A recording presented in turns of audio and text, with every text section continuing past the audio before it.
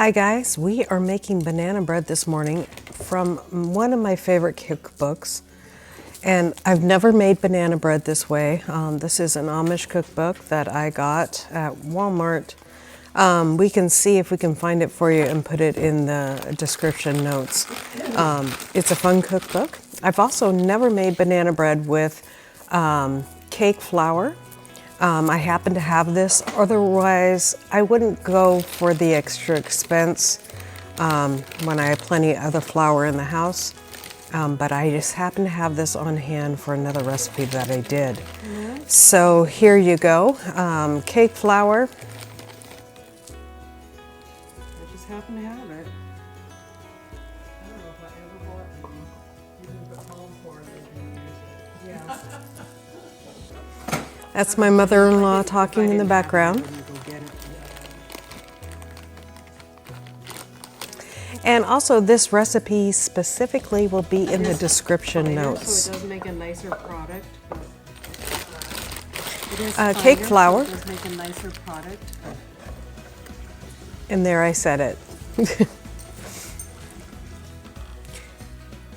Now I put too much sugar in here, so do not go by my... And this is the first time in my whole entire life, believe it or not, that I have cooked with shortening. That I can remember anyways.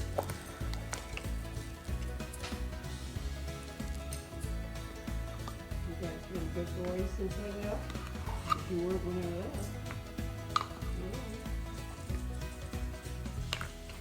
there. Yeah, me too.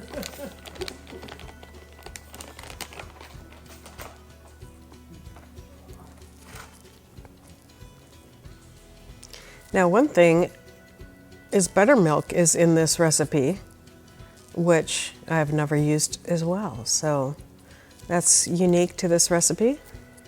These are a couple duck eggs. I like to use duck eggs in my baking. The yolks are so much bigger.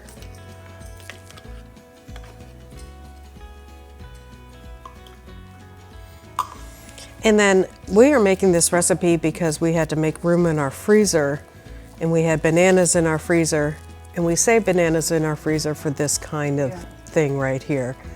And so they just kind of, they turn all black when they're in your freezer, but you can just squeeze them out. You don't have to mash them at all. And it's just really quick and simple. As you're, mixing it into your food, it mashes a little bit, and it's perfect. As soon as they start to turn brown, we just put them in the freezer and save them for banana bread.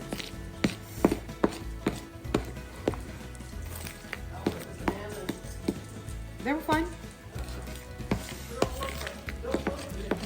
Yeah, my mother-in-law's complaining about how they look when they turn so dark in the freezer. Don't be worried about that. They turn out perfect because they literally turn black, guys.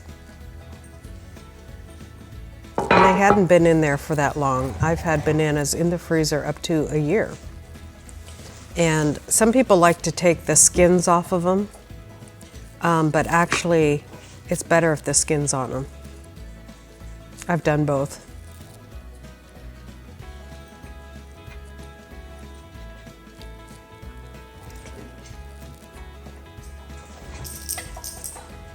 Now, I wish I had used Pam for this recipe because, of course, they stuck anyways. Elroy's trying to help me out. Let me taste that, let me taste that. And there's Bubba.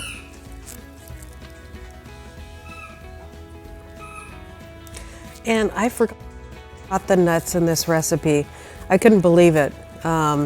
We love nuts at our house, and walnuts, and black walnuts are perfect for this recipe. Sometimes I even stick in some little tiny chocolate chips, which I love chocolate in anything. So, but the recipe even called for it, and I totally spaced it because I wanted to get to my Christmas decorating.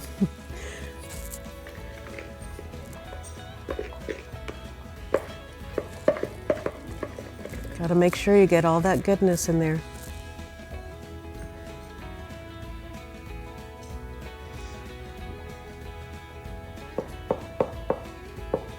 Now some of the shortening was a little chunky, but it still turned out fine in the baking.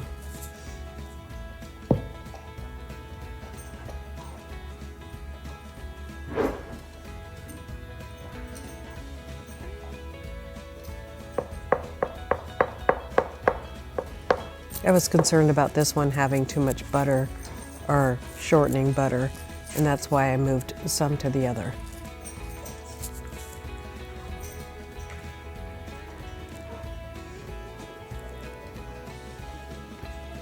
Now there you go. It took about 30 minutes on 350 degrees. And again, I'll leave the recipe and in the description, and a link for this book if you want it. God bless and see you next time.